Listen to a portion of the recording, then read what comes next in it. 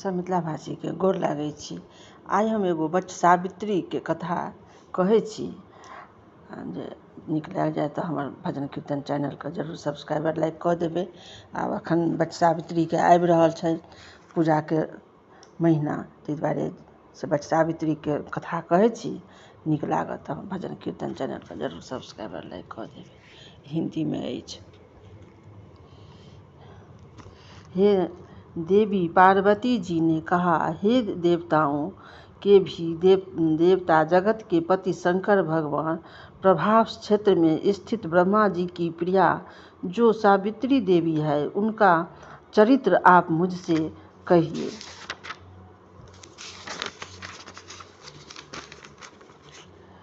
जिसमें उनके व्रत और महात्म और उनके संबंध का इतिहास हो, जो एवं जो स्त्री के पतिव्रता को देने वाला, सौभाग्यदायक और महान उदय का करने वाला हो।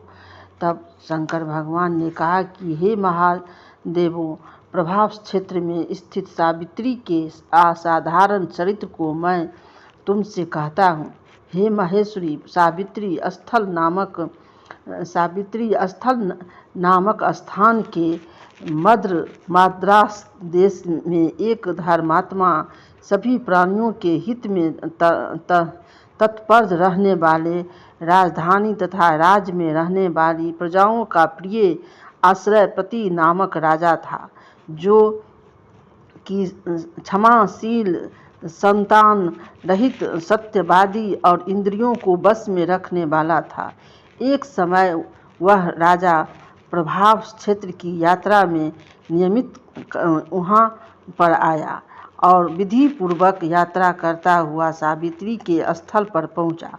वहाँ पर उस राजा ने अपनी रानी के साथ इस व्रत को किया, जो सावित्री के नाम से, सावित्री व्रत से प्रसिद्ध, सभी प्रकार की कामनाओं को पूर्ण करने वाला है। भूलोक स्वर्गलोक इस मंत्र की साक्षात मूर्ति बन कर और स्थित श्री ब्रह्मा जी की प्रिया सावित्री देवी उस राजा पर प्रसन्न हुए।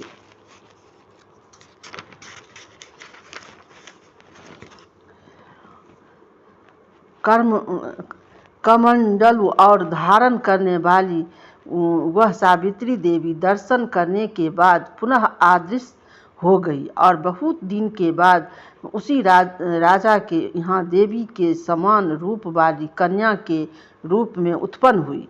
सावित्री की प्रसन्नता से प्राप्त तथा सावित्री की पूजा करने के बाद हुई अंत राजा के ब्राह्मण की आज्ञा से अपनी उस कन्या का नाम भी सावित्री रखा। वह राजकन्या सावित्री साक्षात शरीर धारण की हुई लक्ष्मी के समान सुशोभित होती हुई बढ़ने लगी और धीरे धीरे सुकुमार अंगों वाली और यौवन अवस्था को प्राप्त हुई, जिसमें मध्य भाग सुंदर और नियतम भाग निवृत्त थे और जो स्वर्ण की प्रतिमा की समान दिखाई देती थी। लोग उसे देखकर यही समझते थे कि यह कोई देव कन्या है। कमल के समान विशाल नेत्रों वाली, तेज से अग्नि के समान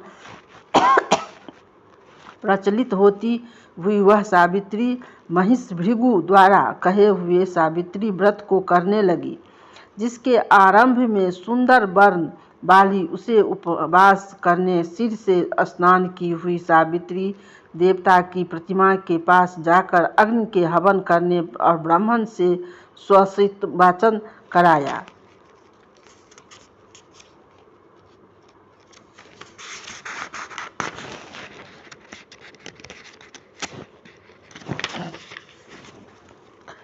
और उन ब्राह्मण के अभिष्ट पुष्पजलि ग्रहण करके और सखियों से घिरी हुई लक्ष्मी देवी के समान स्वरूप से सुशोभित हुई। बड़ा रोह हुआ राजकन्या समीप के जाकर पिता के चरण के प्रणाम कर प्रथम प्राप्त पुष्पजलि और निवेदित कर हाथ जोड़कर राजा के प्रश्न के स्थित हुई। युवावस्था को प्राप्त हुई देखकर राजा ने उसे विषय में मंत्रियों को सलाह देकर राजकन्या से कहने लगा, हे पुत्री, तुम्हें योग वर को देने को समय आ गया है। मुझसे कोई तुम्हारे तेज से घर्षित होकर तुम्हें मांगने के लिए भी नहीं आता, और मैं भी विचार करने पर तुम्हारी आत्मा के अनुरूप वर को नहीं पा रहा हूँ। अतः हे देवी, देवताओं के निकट मैं जिस तरह निर्दयी हो जाऊं वैसे तुम करो। मैंने धर्मशास्त्र में पढ़ा और सुना भी है कि यदि पिता के गृह में रहती हुई विवाह के पहले ही जो कन्या रजोधर्म से युक्त हो जाती है वह शूद्रा के समान समझती जाती है और उसे पिता का ब्रह्म हत्या के समान पाप लगता है। इसीलिए हे पुत्री, मैं तुमको भेज रहा हूँ कि तुम स्वयं अपने योग वर ढूंढ लो। वृद्ध मंत्रियों के साथ शीघ्र जाओ और मेरी बात को मानो।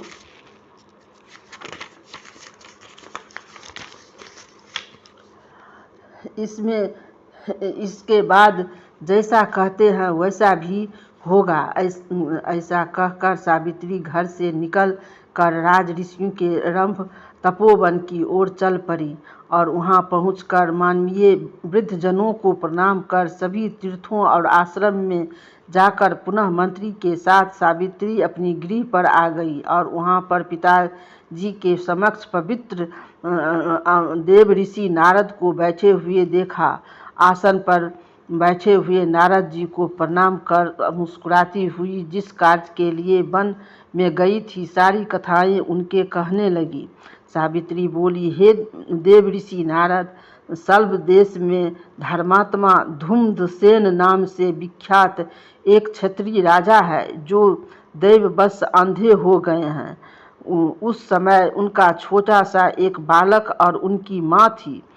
ऐसे समय में अवसर पर धूम्रसेन छोटे बच्चे को साथ लिए हुए अपनी स्त्री के साथ जंगल की ओर चल दिए। उनका वह पुत्र वन में ही बड़ा होकर परम धार्मिक और सत्य बोलने वाला है। अतः अपने अनुरूप पति समझकर मैं उसे मन से बर कर लिया है।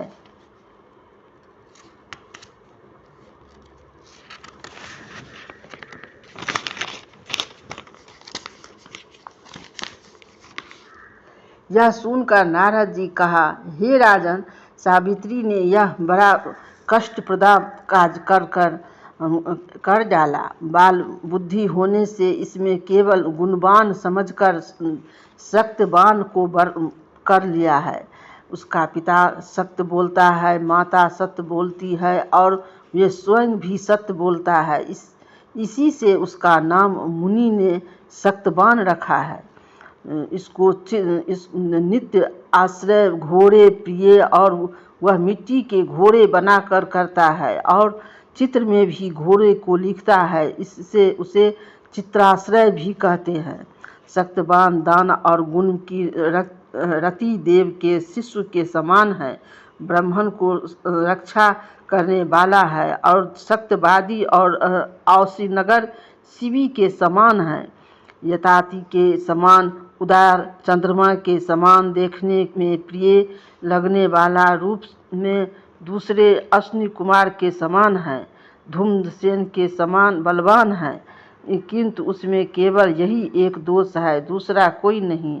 सत्यवान राज से ठीक 1 वर्ष पर छिदनानु न होने से देह त्याग कर देगा। इस प्रकार नारद जी बात सुन कर राजकन्या सावित्री के राजा से कहा,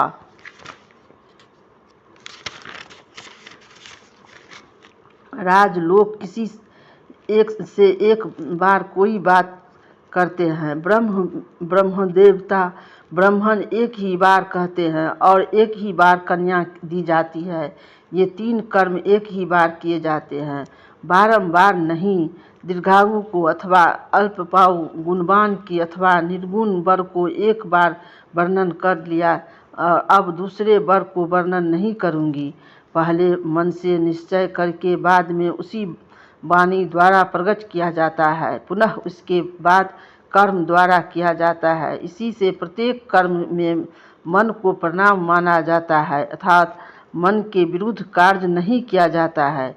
नारद जी ने कहा, हे राजन, यदि आपको भी इष्ट हो तो अपनी पुत्री सावित्री को कन्यादान निर्वार्थ के साथ सिद्ध कर डालिए। ऐसा कहकर नारद जी आकाश मार्ग में स्वर्गलोक चले गए। उसके बाद राजा ने भी शुभ मुहूर्त में समीपवर्ती वेदों के पारंगमी ब्राह्मणों के द्वारा पुत्री सावित्री की विवाह संबंधित सभी कार्य को संपन्न किया और दंडवती सावित्री भी मनोभिलाषित उस सत्यवान पति को पाकर ऐसी प्रसन्न हुए कि जैसे कोई पुण्यवान पुरुष स्वर्ग को पाकर प्रसन्न होते हैं। पुनः शिवजी पार्वती से कहते हैं, हे पार्वती, इस प्रकार उस आश्रम में उस समय रहते हुए उन सावित्री और सत्यवान भी कुछ समय व्यतीत किए।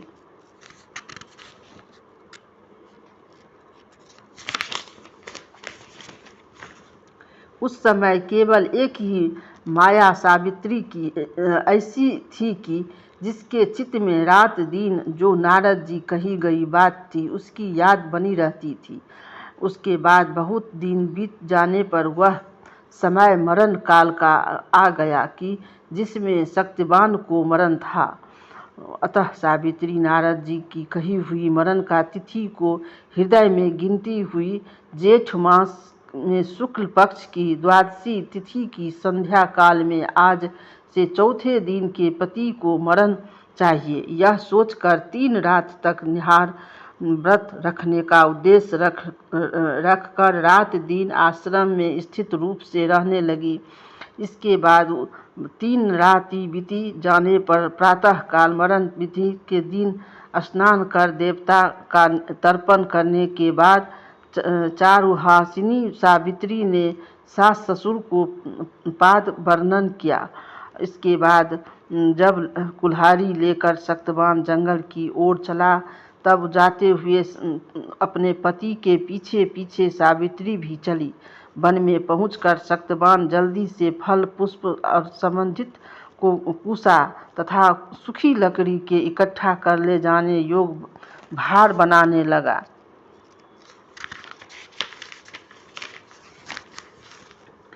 यमराज ने कहा, मैं सब प्राणियों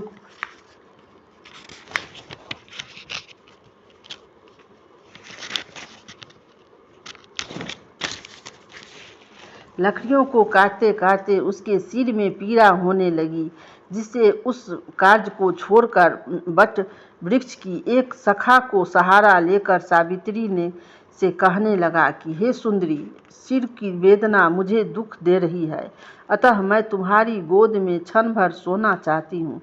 सावित्री ने दुखित होकर कहा, हे महाबलो, आप विश्राम करें, पीछे हम आश्रम को दूर करने वाले आश्रम को चलेंगे।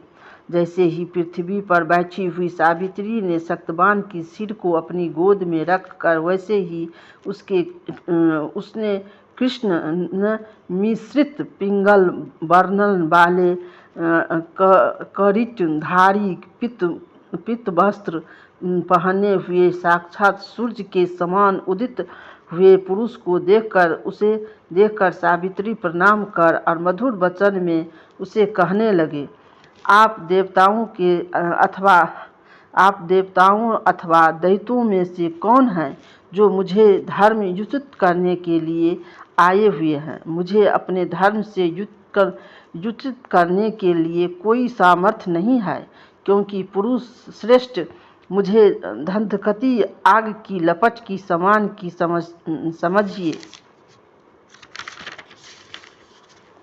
यमराज ने कहा, मैं जब प्राणियों के लिए भयंकर और क्रमानुसार उनका उचित दंड देने वाला यम हूँ, हे पतिव्रता सावित्री, समीप में पड़े हुए तुम्हारे इस पति की आयु समाप्त हो गई है, उसे यमयूत पकड़कर नहीं ले जा सकेंगे, इसीलिए मैं स्वयं आया हूँ। ऐसा कहकर फंस कर के लिए वे यमराज से सत्यवान के शरीर से अंगूठ मात्र शरीर वाले पुरुष को जीवात्मा को बलपूर्वक निकाल निकाल लिया। इसके बाद पितृगण से सेवित यमपुरी के मार्ग की ओर चलना शुरू किया। जो तो बड़ा रोहा सावित्री की बड़ी सावित्री भी उनके पीछे पीछे चली। यम के प्रतिव्रता होने के नाते चलने में न थकती हुई उसके कहा, हे सावित्री, एक मुहूर्त हुआ, तुम यहाँ तक मेरे साथ आ गई, अब लौट जाओ। हे विशाल नेत्रों वाली, कोई भी जीव बिना आयु समाप्त होने से यमपुरी मार्ग पर नहीं आ सकता। सावित्री ने कहा, आपके जैसे वशिष्ठ पुरुष के साथ पति का अनुगमन करती हुई मुझे कभी भी शर्म या ग्लानि नहीं हो सकती। स्वजनों की गति सहारा एकमात्र सज्जन ही है, दूसरा नहीं। इसी प्रकार स्त्रियों की गति उनका पति, वर्ण स्वर्ण की गति वेद और शिशुओं की गति गुरु है। इस पृथ्वी तल में सब प्राणियों के लिए स्थान है, किंतु स्त्रियों के लिए तो एकमात्र पति को छोड़कर दूसरा कोई आश्रय स्थान नहीं है। इस प्रकार से धर्म तथा अर्थ से भरे हुए सुंदर मधुर अन्य वाक्यों से भी सूर्यपुत्र यमराज ने प्रसन्न होकर सावित्री को से यह बात कही कि यमराज ने कहा, हे भावनी, मैं तुमसे प्रसन्न हूँ, तुम्हारा कल्याण हो, तुम मुझसे वर मांगो। उसी सावित्री ने भी विनय से सिर झुकाकर अपने लिए राज पाने का वर मांगा और अपने महात्मा ससुर के लिए देखने की शक्ति पाने के लिए साथ साथ पुनः तथा राज प्राप्त अपने पिता के लिए 100 पुत्र की तथा अपने लिए भी 100 पुत्रों की प्राप्ति की वर मांगा तथा पति के लिए पूर्ण जीवन दान एवं निरंतर धर्म की सिद्ध प्राप्त करने को वरदान मांगा। इस प्रकार वर मांगने तथा धर्मराज के यमराज ने भी उसे अभिष्ट वर प्रदान कर वापस किया। उसके बाद सावित्री अपने पति और जीवन दान प्राप्त कर प्रसन्नता चित्त हुई। उसी अपने पति के साथ शांति से अपने आश्रम की ओर चल गई। बारे मिथिलावासी के इएह कहै छियनि जे हमहूँ अहाँ सब सती सावित्री जकाँ जे करी एनाहिए। तऽ पतिव्रता स्त्रीके कतेक धर्म छै तऽ से तऽ जानिते छियै। तऽ वट सावित्री अपनो सब करैत छियै, ओहीके लेल हुनकासँ आशीर्वाद मांगै छियनि। जेनाहि ओ मंगलखिन यमराजसँ, तेनाहि हमहूँ अहाँ हुनकासँ आशीर्वाद मांगै छियै जे वर लिअ वर दिअ। इएह ने कहै छियनि जे वर लिअ वर दिअ, उल्टा शब्द कहै छियनि, हमहूँ अहाँ मांगै छियनि। तेनाहिए फेर हम एकर आगू फेर एकर हम अपना विधिपूर्वक सेहो फेर दोसर वीडियोमे कहब। ई हम कथा कहलहुँ हन। सब आदमी हमरा मिथिलावासीके हमरा तरफसँ बहुत बहुत धन्यवाद। जे नीक लागि जाए तऽ हमर कथा ई वट सावित्रीके सत्यवानके तऽ हमर भजन कीर्तन चैनलके जरूर सब्सक्राइबर लाइक कऽ देबै। जय मिथिला जय मैथिली।